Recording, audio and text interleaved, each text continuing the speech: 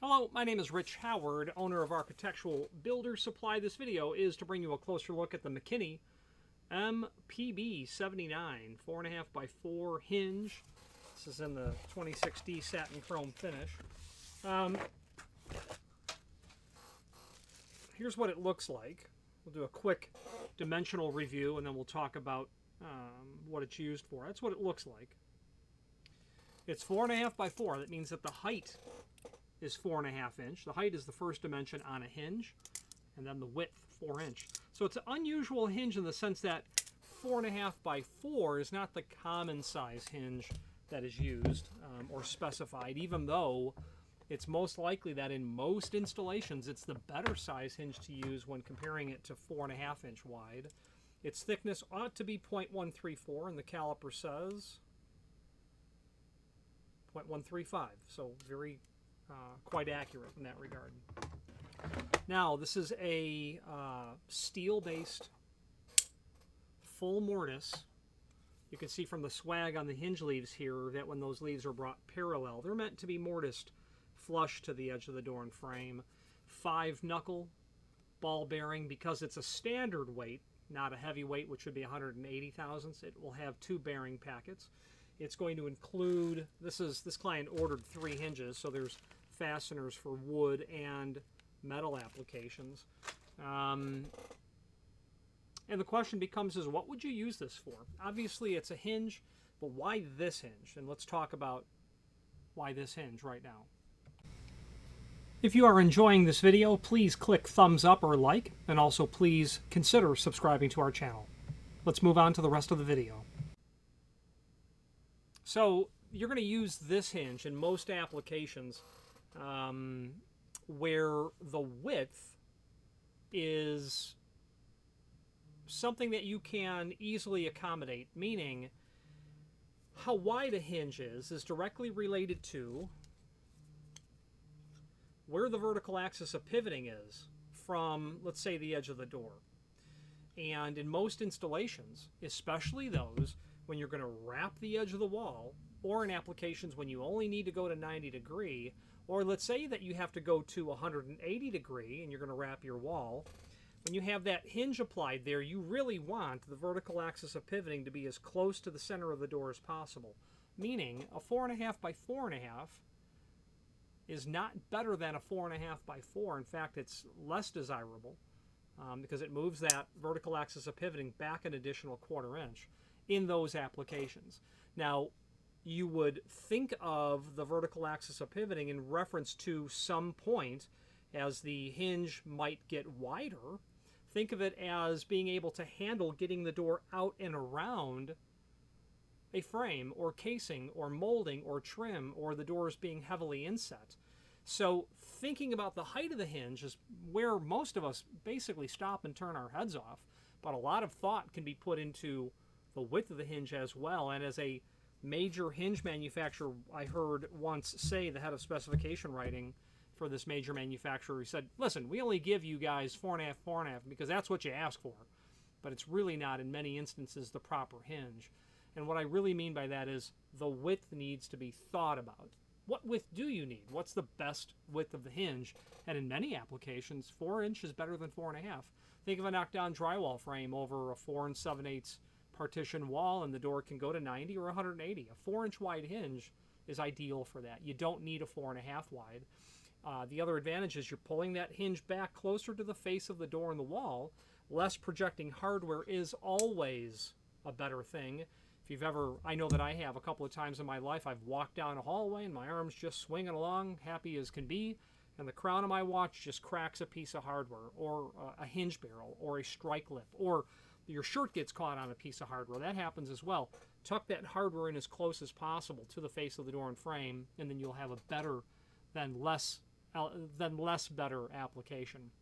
So full mortise, again, it's going to be mortised flush to the edge of the door and frame, and this is going to be used in either wood door applications, steel door applications, etc. Now, it's 4.5 inch tall. That also tells us a lot about, and by the way, determining how wide a hinge is, we're going to go over the formula for that when we switch to the screen view. But the height of the hinge is important. 3 inch, well, gosh, even smaller. 2 inch, 3 inch, 3.5, 4, 4.5, 5, 6, 8 inch tall butt hinges like this. 3, 3.5, 4, 5, 6, 7, 8, 10, 12 inch wide. Not all those combinations are available. You won't do a 4 by 12, but you could certainly do a 5 by 12. In fact, I have some 5 by 12s right at the tip of my finger right there. Right there, I've got some really monster hinges. But again, we'll talk about determining width. So you're going to use this in applications where the 4 inch wide is a good, appropriate method. Now, the Mac Pro hinge, you'll notice it's made in China on the bottom of that.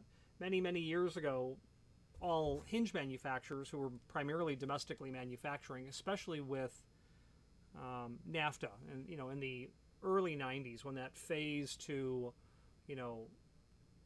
sources of material being easily available from places outside of the United States, a company like McKinney, and I'm not saying they said this, but a company like McKinney said, listen, everybody else is bringing in imported hinges. We're not going to be able to sell our made in America hinge. We're not going to compete. We're going to keep that made in America hinge, but we're going to also offer this low cost alternative. And I certainly get that. I do believe that is a decision that a business has to make. I look at the hinge on the door as the backbone of the door, and personally, my opinion is I like the backbone of the door to be domestically manufactured. But in the world that we live in now, that's really pie in the sky thinking because of how shrunk the world has become in terms of where everything comes from. So there you go. Just to add on to the end of that, irrespective of the country of origin, you get lots of great stuff from all over the place. You get great stuff from Germany. Your phone is made in China. This phone is made in China. This watch is made in China.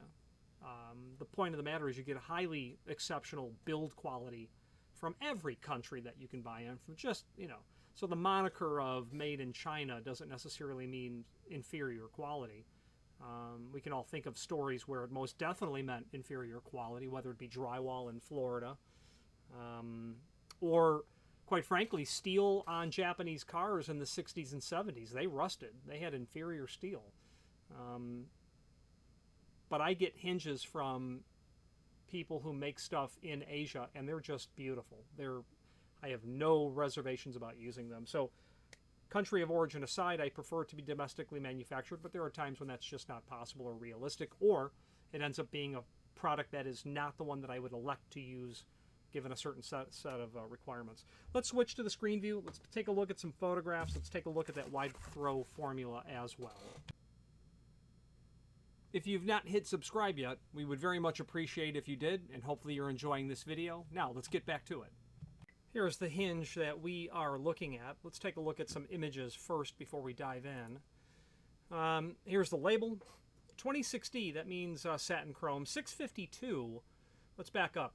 26D is also known as US 26D. That is maybe about a 90-year-old system by which finishes are classified across manufacturers. Anyone calling it 26D means satin chrome. But what you don't know when they say 26D is what's the base material, and that's where the BHMA code comes in. 652 means satin chrome, but it also means made of steel. 626 you may have heard of. That means satin chrome, but it means it's made of brass or bronze. Big difference there. Okay. If you have a fire door, don't use a hinge that's not made of steel or stainless steel. Don't use a brass or a bronze hinge or an aluminum hinge unless it's specifically I was about to say unless it's listed and labeled. I can't. Well, sure, yeah, you could do that. You can have hinges made of aluminum that are fire rated. Aluminum continuous geared hinges are. There's our hinge. The swag on the hinge leaves, that's just how it's bent. That's literally the DNA of a hinge, how it's bent. You change that bend and you change everything about the hinge, quite frankly. Whether it be swing clear, or full surface, full mortise, half surface, half mortise, raised barrel, and all of the derivatives therein, anchor hinges. How you bend pieces makes the entire hinge. The backside. One thing about this Mac Pro, backside of the hinge, and the fact that they finish that, it's because you do end up seeing, this much of the hinge when the door is closed. Other manufacturers don't do a complete job on finishing the backside, but this looks pretty clean. A little close-up view showing the logo, then a closer close-up view, and then your fasteners, wood screws, metal screws. Definitely, always, let's start over. Get into the habit of, without exception, specifying the fastener type that you need. If you're going to order a 4.5 by 4, it's probably going to include all wood screws and all machine screws. We stock 8 by 8 and 8 by 6 hinges. We stock 5 by 12, as I mentioned earlier. We stock 4.5, 4.5. We stock 3.5 by 3. The hinge size does tell me, I should say the hinge size does permit me to make an educated guess as to the type of door and frame, but we have no way of knowing what you're doing with a 6 by 5 inch hinge. It could be a steel door. It could be a wood door. And I have, I always think of the customer who calls me on a Saturday morning and, hey, I'm hanging doors and I don't have enough wood screws. Yeah, it only comes with half wood screws. That's the factory standard. That's published. Don't leave it to guesswork. Specify what you're doing so that the onus, the responsibility is on the manufacturer to supply that correctly. All right, extended description information, full mortise, 5 knuckle, standard weight doors, or doors that are not greater than 3 foot. Doors up to 150 pounds, 3 foot doors, average volume. If you go with a heavier door, 16 gauge, go with a heavyweight hinge. If you go to doors that are wider than 3 foot, especially 3/6 and above, consider a 5-inch tall hinge. This is going to be available in different finishes. You've got some sizes here and a reference to an ANSI standard. Cut sheet and template, let's look at those. There's your, what they call template. It's more of a cut sheet in my opinion. This is the MPB. It's got the B in it, so it's ball bearing. 4.5 by 4. Cut sheet. Yeah, we've got those named in reverse. We'll fix that. This is a technical drawing showing you the location of all the holes for the screws. If you're not sure if this is going to match where your holes are located, by all means, compare what you have to this document to make sure that you've got it correct. This is called the template document. This is a template. They literally call it template. This is also called the template pattern. So if you have a hinge that's made to the template pattern, it will always be on a 4.5 inch hinge these exact dimensional properties. It will always be that. They refer to other part numbers here because this template applies to those other part numbers as well. Now, there's a link below this video as seen here to the manufacturer's page, and from here you can pull up not only all of the McKinney products we sell by means of this horizontal navigation as seen here. There's also a link to the manufacturer's website, as well as a link to the full product catalog, the current one. I also have a catalog from McKinney from 1929. They did forged iron back then. Also at some point in the 1980s, they also did Division 10, commercial restroom equipment. So it's very possible. Well, back in the 90s, people often needed, I think they were making it in the first half of the 90s as well, toilet tissue dispensers, grab bars. McKinney offered that material. The year 2021 now, I did have someone earlier this year call and ask for a toilet tissue dispenser, and that thing is old. That thing's 30 plus years old, but they did just finally need to replace it. So you could find something like that out in the wild, so to speak. Now, I had talked about wide throw. Let's talk about wide throw, how to determine it. And I wouldn't put this portion of information in a typical video when it's 4.5 by 4.5, but something that's 4.5 by 4 or 4 by 6, obviously the the width has been thought about. So the formula... Oh.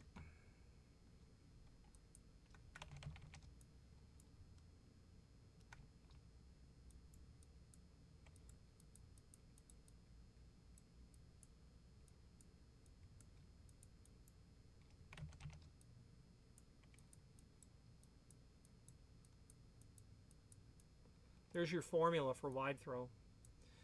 Door thickness, sorry about the scribble. Door thickness minus hinge back set. Here's your door.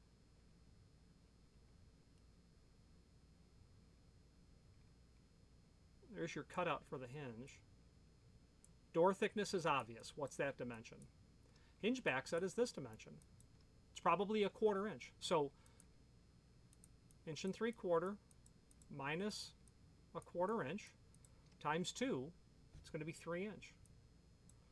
Plus your inset, which is I, and inset is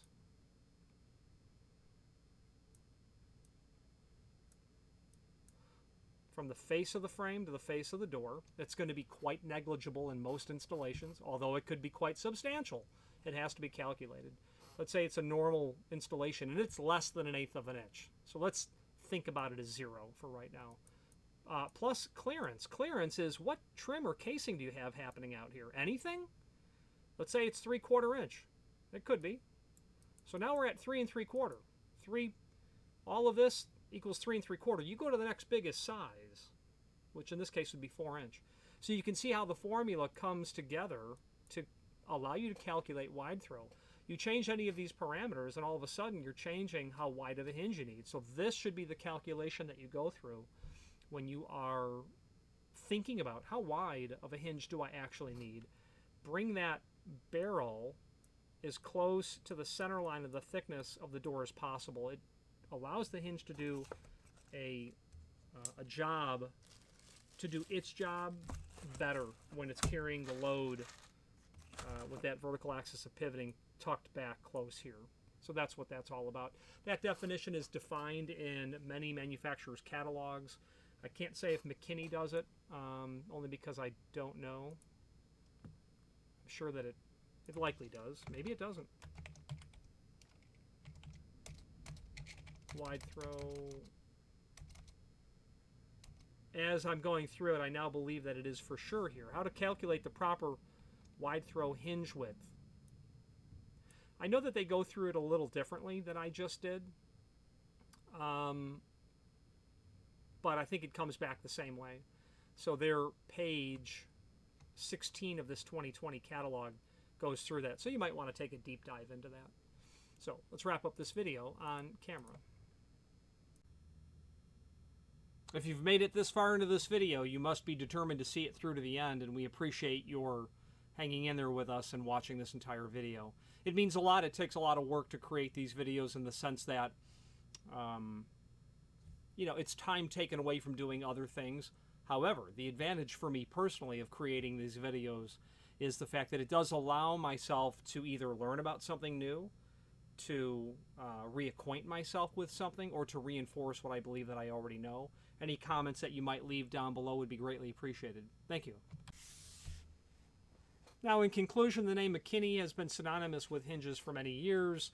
They are under the Assa Abloy umbrella, and McKinney's sister companies, when it comes to doors and hardware, would be Seco and Sargent and Rockwood and Pemco, and then McKinney, and that gets you the basics. But other companies would be Medico, Corbin Russwin, Yale,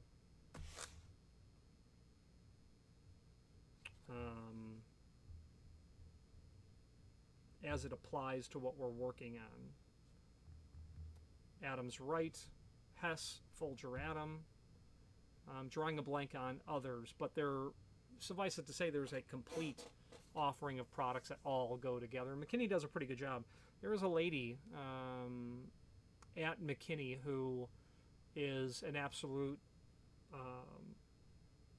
think tank when it comes to knowledge of hinges. There are only so many people like that in the world. Some of the manufacturers have someone in place that has forgotten more about hinges than most people have ever learned, and McKinney has one of those people. To her, for her knowledge, I say thank you very much. Any questions on the McKinney MPB79 4.5x4 2060 finish? Because this is an imported product, you're not going to get it in every possible finish. It said probably satin chrome, maybe polished chrome, and then prime coat. But for sure prime coat and satin chrome. And then it's available in stainless as well. Any questions on this or any other McKinney product, please feel free to reach out to us. And thank you. Again, thank you for watching, and if you've enjoyed this video, please click thumbs up, please subscribe, and maybe even send the video to someone that you know. Thank you.